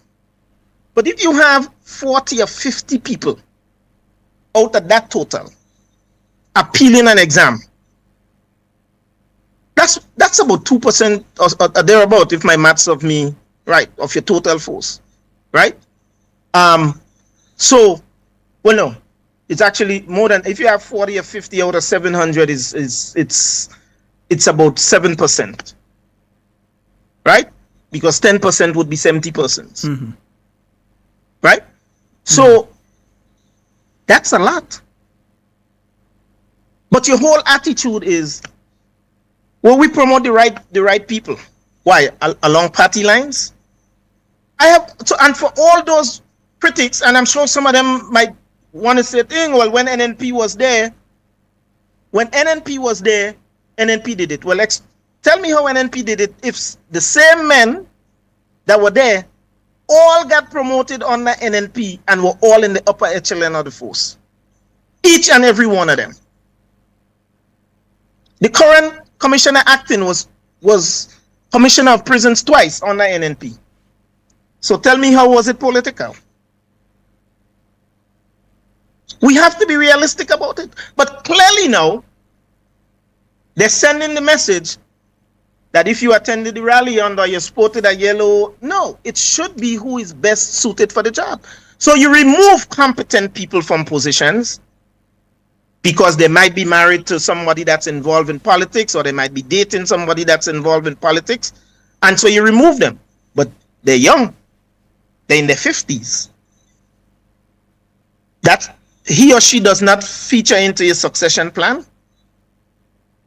So what's the succession plan?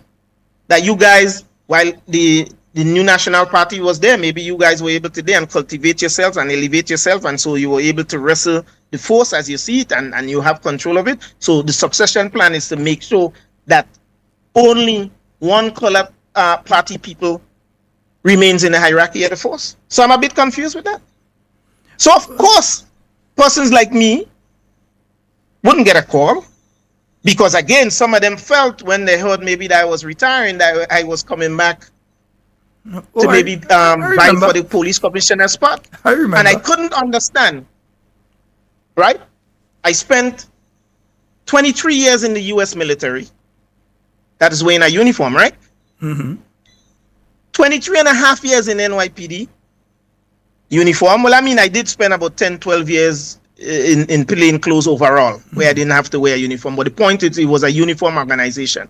Tell me, why would I have looked of one to come back to Grenada to get involved in policing on that level? Them Julie Mango that dirty that uniform. I mean, tell me about it. And I have always said, look, I walked away from a job that was paying me very well, Sheldon. But I walked away because I was ready to retire, because I want to listen, I traveled a lot, I did a lot, but I wanted to continue doing the things, I wanted to continue serving. And so I went into politics, not to say, well, a minister is making this, and I didn't even know what a minister was getting paid, because it was not part of what I went in. I wanted to continue serving the people, and I saw that as an avenue and a means of me giving of myself to this country. For a lot of years, I had difficulties dealing with the fact that I left Grenada at age 19 to go away to study, and I didn't come back, and I didn't give off myself. And a country where I didn't born benefited from me. So I always knew in the back of my mind, the day I retired, what I wanted to do. My very good friend, Mr. Timothy Antoine, he could attest to the fact that we used to talk, and I used to converse, and I used to say, Timmy, man, I feel so bad. You guys back in Grenada, and you're contributing towards the development and the building of Grenada, and I'm stuck out here in the US. And he used to say, man, what are you talking about? You just do so much for Grenada, and you're contributing, everybody can.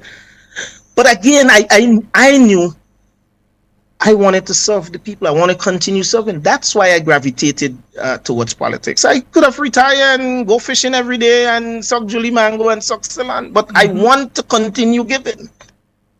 Because I believe that this is the best country there is in the world.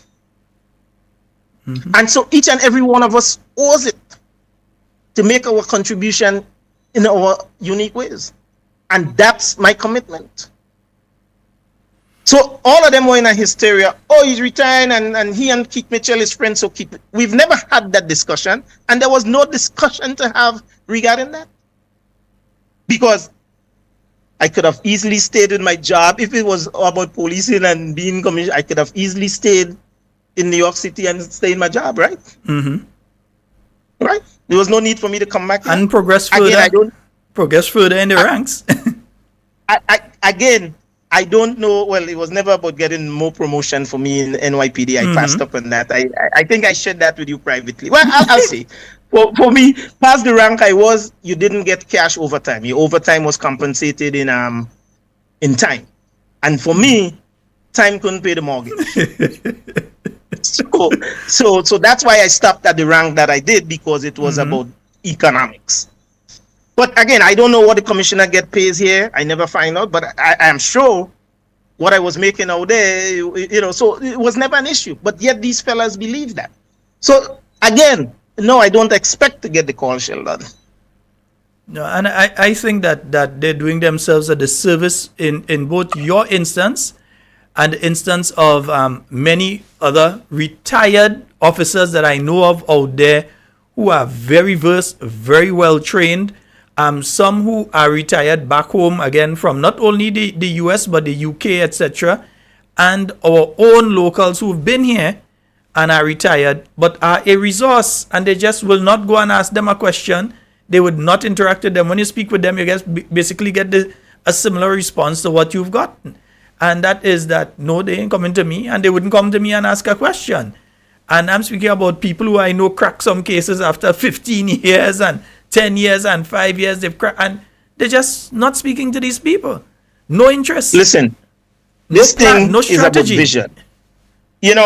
A good friend of mine, I was speaking to him earlier on today, and he tells me, it's a family member, his with the murder, the last murder, the teacher fella up in I believe it's Telescope or St. Andrew. Yes, St. Andrew. Right. And supposedly nothing was done in terms of investigation or talking to anybody who may have seen for at least 12 hours. How you plan on solving a murder? The first hour, the first 2 hours. The most critical time period is that 48 hours. But that initial 2 hours is your most critical time to start that investigation. That's when everything is still fresh. You don't know. Maybe you might go there and there might be some bloody clothes or so that you might have to secure, you might have to preserve. But 12 hours later is when you really, that even gives the killer or killers time to return and maybe even clean up their the parts of the crime scene with the guise of being the nosy neighbor. I don't know. Mm-hmm. My goodness. So, but again, I believe it's everybody is looking towards and maybe the succession plan they talk about is the succession plan for the next commissioner. And so maybe you might have 4 or 5 guys that's actually actively looking towards that spot, as opposed to trying to elevate some of these young officers in the force. You have quite a number of young guys in the police force that went back to school, made themselves better, got a bachelor's degree, got a master's degree. You have to bring these guys up. You can't sit there as a guy that's 60-something years and you have 40 years in the police force or 30 years and want to feel a young officer is taking your job. Well, I got news for you. Yeah, he's going to take your job, because at some point in time, you're already in the late 50s, 60s, you will have to exit, you will have to retire at some point in time. Well, my other thing here is, what do you think this is doing to the morale of the men and women of the Royal Grenada Police Force? Because I have been interacting with quite a few, and I'm hearing a lot talking about, I make my time already, it's time to go. I'm hearing that a lot from a lot of them, and I know of several that have followed through on that already. Well, you asked the question, and I think you already know what the answer is. No, from those because I've heard from. let's tie it into the exams, right? The 60-something guys or 50-something guys that appeal, or whatever is the number. I know he said it was 3 sergeants and 10 corporals. He didn't give a number for the constable. Mm-hmm. So but whatever, 30, 40, 50 guys that totally appeal. How you think they're feeling now?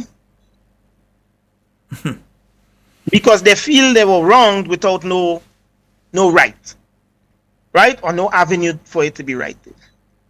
And so the problem with politicizing the force, Sheldon, if I am an NDC and I didn't take the exam, and because I may have done something during the campaign, or my boys in charge now and I get promoted, do I really feel that I have to work? Mm-hmm. Do I really feel that I have to give my 110%? Let's be honest, we are men. We are ladies and men. Let's be honest. So most likely not, because my people's in charge, right? My boy's in charge. Mm-hmm. Right? The guy that feels slighted, or the guy that say, well, I didn't get promoted, you get promoted, is he or she motivated to work? So your morale is not only going to be low from those that are discontented, but those that are even kind of happy because of the promotion or because they might get the transfer to the place they want to be. Their morale is also affected, because again, you most likely wouldn't be all amped up and exuberant and want to, because you're going to get it either way. It also affects the ranks junior to you, in that, do they really respect you? Yeah, they will follow instructions because they have to, but they don't respect you as an individual. You get a rank because you know so and so, or that is your friend. You ain't do nothing serious for that. So they don't respect you. Let me ask you this. If I am a member of the hierarchy and I was under investigation for 2 or 3 things that definitely 80 or 90% of the force believe and know that I did, and now I come back and I'm in charge, and you are a member of that force, would you really respect me? No, I don't. Okay. Yeah. And I think we're seeing some of that now as well, that while the officers, they hold the line, really and truly they don't respect several of the members of the hierarchy. I think a lot of it is, I went through that in NYPD with some guys, based on, sometimes you have it based on which administration is in power, and because it's not every administration that since I've worked would have been that supportive of the NYPD. And so guys would hold the line, because with police officers, there's a silent communication. I don't want to use the word blue wall of silence, because that had created some problems for us in NYPD. Mm-hmm. But there's like a kind of bond with police officers. And sometimes, even though while some of us may think we benefit politically, at the end of the day, we might be classmates together, we might be from the same community, but the bottom line is we are cops together, we are police officers, and we speak that silent language. So there's that bond. So after a while, my joy does not really be long lasting, because my friend is not really happy. And then I might start to see that my friend is, was not treated right. Because sometimes when you're making the backdoor deals, you could only make a deal for you alone. You can't make a deal for you and your friend. Yes, indeed. And I didn't speak with you about this before, but I see some people messaging me. They want to call in. So I don't know if you'd be willing to take 1 or 2 calls. Just 1 or 2 calls. We have just a few minutes remaining anyway, just 10 minutes. Go right ahead. So we're going to open the phone lines. But please tell your listeners, I don't drink alcohol, so I never feel nice in that way. So they can't ask me what I just say when I feel nice, okay? I don't consume alcohol. Folks, you can call 440-7377 and 347-329-3101. That's for those of you that in New York and think and you want to call as well. And remember, you'll have to make it brief. We can't take any call where you're speaking for over 30 seconds. You make your point, make your comment, or ask your question and off. Yeah, we can't go more than 30 seconds each. We have a limited amount of time, right? So we'll try to get in as much as we can in that small space of time. And the phone lines are ringing. We have a caller online. Hello, go right ahead, caller. Good evening, Sheldon. Good evening. I want to say hello to Comrade Nimrod. Listen. Night. If you don't have a plan, there is no way that it could reach out to somebody like you or Moses Charles to get the right information. They bring back John Charles, who mashed up Grenada Coast Guard because he was scared of Mr. Mosibaya. All right? He never did anything for the police force. So all of that is political. And Brad, you know, you did too much for the RGPF for they not to reach out to you. You know that, we know that. And not only the police force, but for a lot of the people in the Northwest. Alright, so, you know, you keep strong, you keep the faith, and do what you're doing, and we gonna hook up. All right, caller. Good night. Thank you, definitely, thank you. Well, Sheldon, sometimes when we think the public don't know certain things and we try to circumvent it, sometimes he or she may have more information. So I may have to distance myself from statements made a short while ago. Yes. So let me just put that there as a fair comment that I may have to distance myself from statements made a short while ago. Me ain't know nothing about that.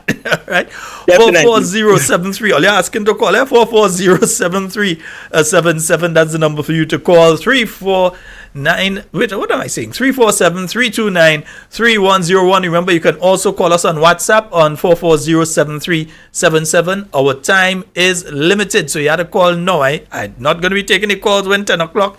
You want to talk? No. You had to call now. Right. So we have a full understanding now of the situation as exists in Grenada right now and the attempt at obfuscation by the deputy commissioner, I believe ACP, Assistant Commissioner of Police, in relation to how he was fudging with the figures. Because it's one thing to deal with figures, it's another thing to deal with a human being that's out on the street in St. George or on the bay in Guave or hanging out in St. Patrick. It's another thing to deal with the human being. It's one thing to call with the figures. And we have a caller online. Good evening, caller. Good evening, Sheldon, and good evening to your guest, Mr. Olivier. Yes, sir. I want to continue on such a comprehensive, well laid out discussion tonight. I think as a member of the public, we would have learned a lot.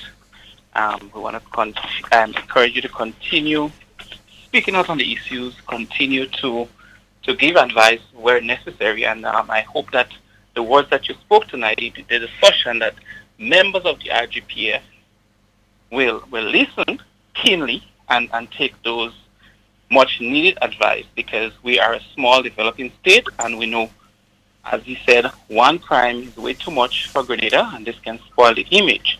We know we depend on tourism. We can't talk about agriculture under this government. We can't talk about even tourism, but it's still so fragile.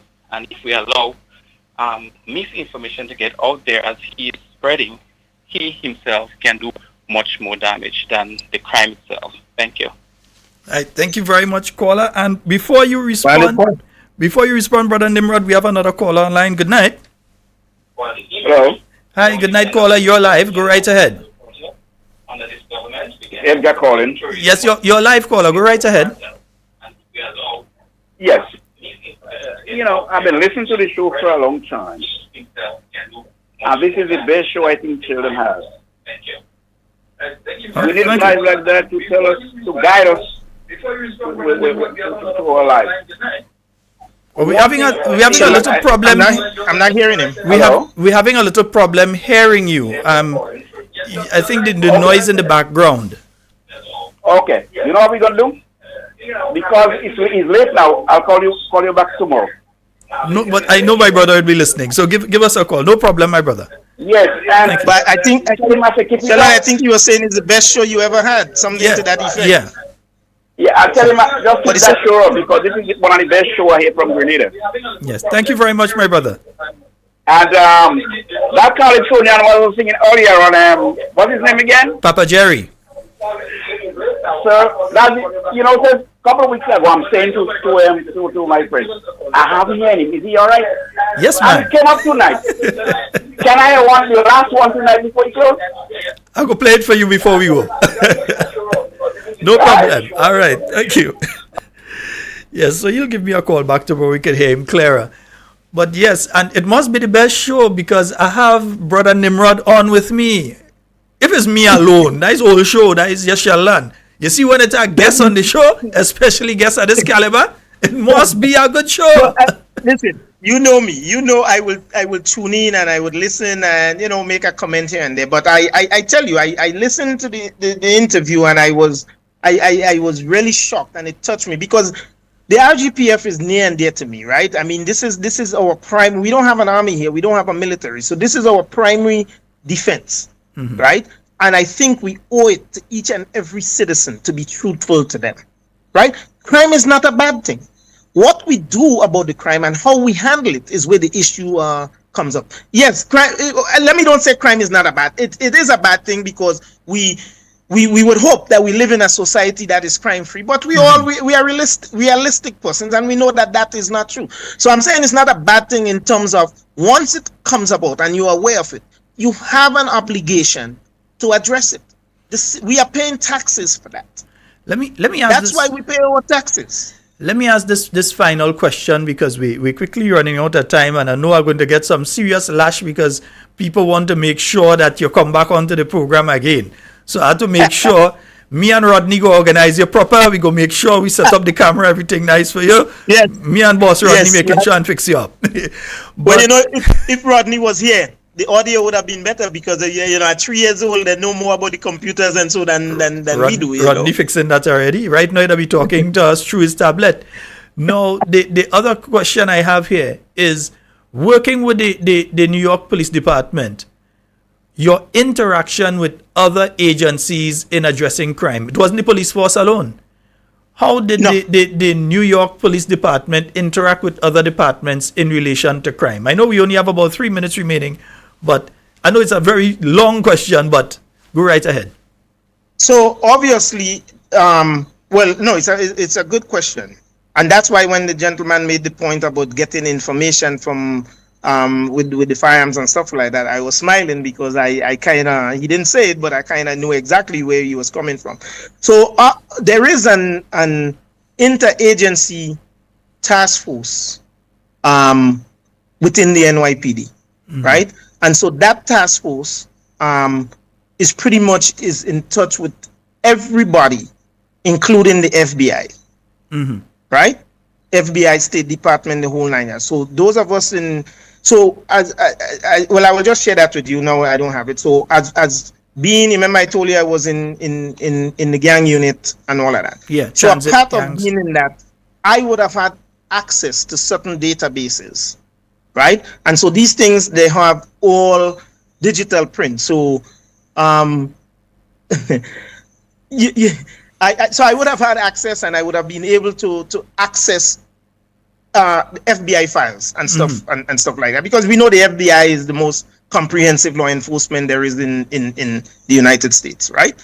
And so you would have, so you come into contact with someone where you need further information, you don't have enough on the NYPD database, and so I would use my access into that. And I smile because people see you, but you might be surprised some of the things and the persons that you may or may not have to have looked into come across in the past, and we will leave that alone.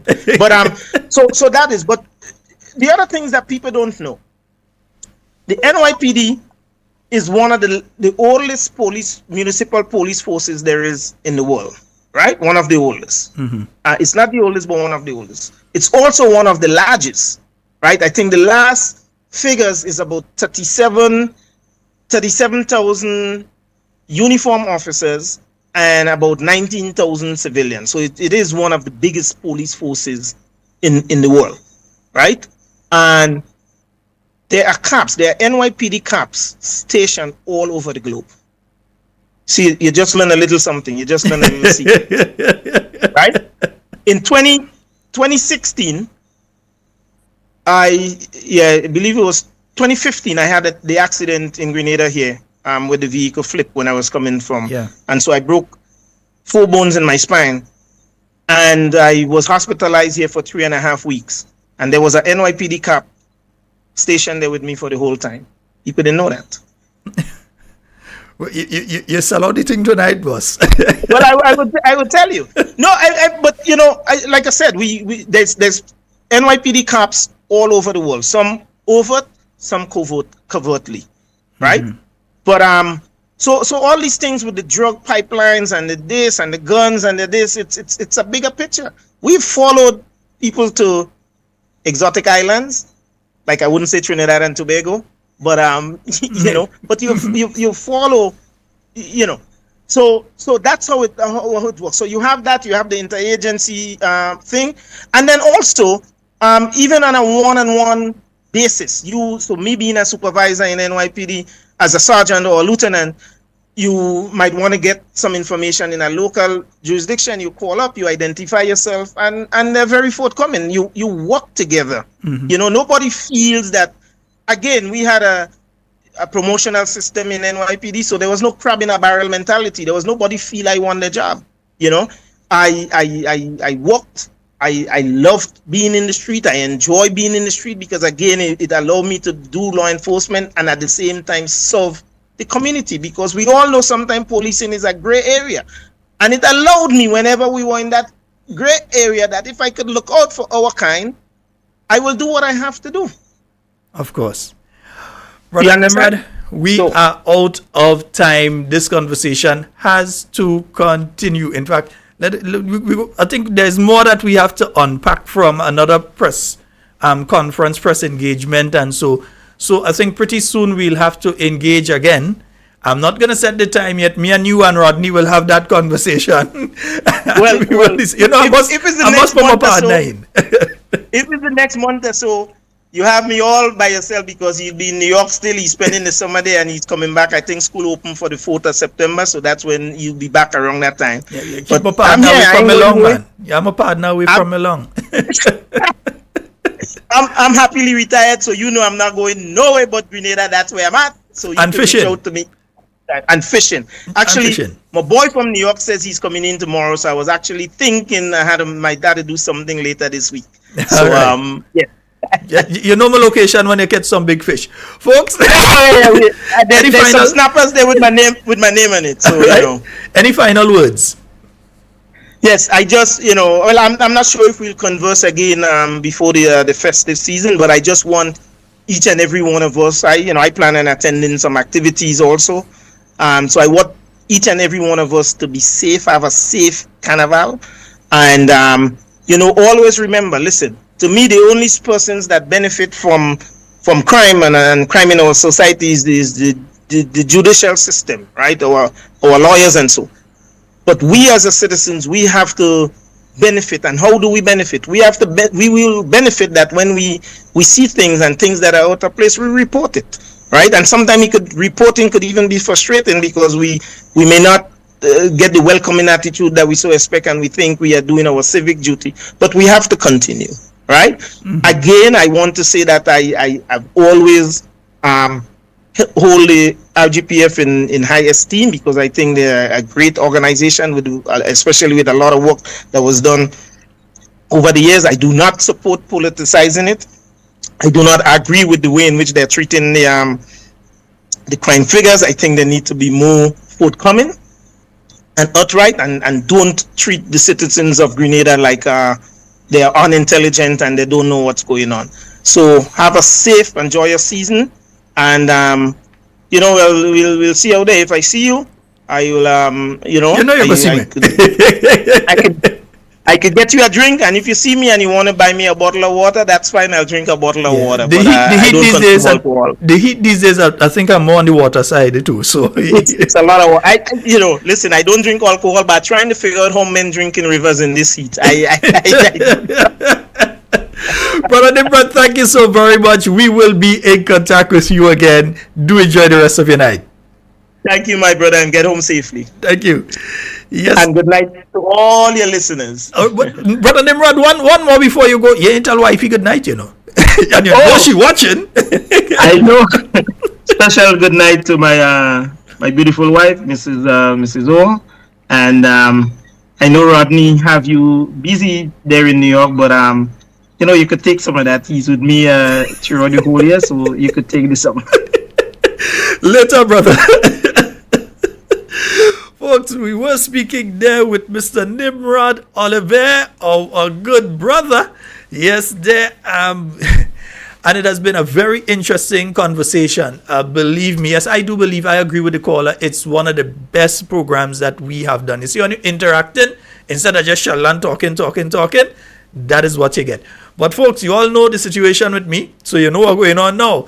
That's all the time we have for Talking Points tonight. It's been wonderful being here with you, and everything you say, everything you do it safe and secure. I want to be speaking to and with you and not about you. We're back tomorrow night from 8 p.m. on Talking Points, and I'm trying to see if I get a guest tomorrow night too, or we might just be speaking with each other. But definitely, God's willing, we're on 8 p.m. tomorrow night. I am out, and as requested.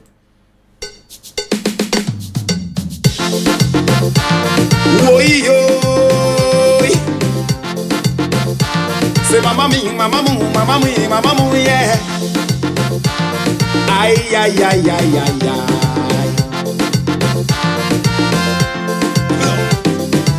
Living hand to mouth is never easy. So I decide to open a company. I know I wouldn't get no competition, because my idea is 1 in a million. When I look at them Chinese and Syrian, and I see how they making progression, I decide I must leave a legacy. I want to be known as the man for tea. Hey. I sell in integrity, buy 1 cup and get 1 free. Man, honesty, you will never deceive nobody. Accountability, everything is just how it should be. Responsibility, you go take good care of your family. So please give me your support. This cup of tea cheaper than your vote. Forget rum, forget Heineken, and come and support healthy living. Oi, oi. Mama, mama, mama, mama, mama. Ay, ay, ay, ay, ay, ay. Give me. Yes, man. My first year in business start like a bang. I was happy to see what was going on. People stop drinking bush for people fever. Man, they drinking tea now without water. So then they decide to stop drink milk and Milo, Lipton, Ovaltine and cocoa. They ain't drinking black stage no more. Prosperity making the children grow. Hey. I sell in integrity, buy 1 cup and get 1 free. Man, honesty, you will never deceive.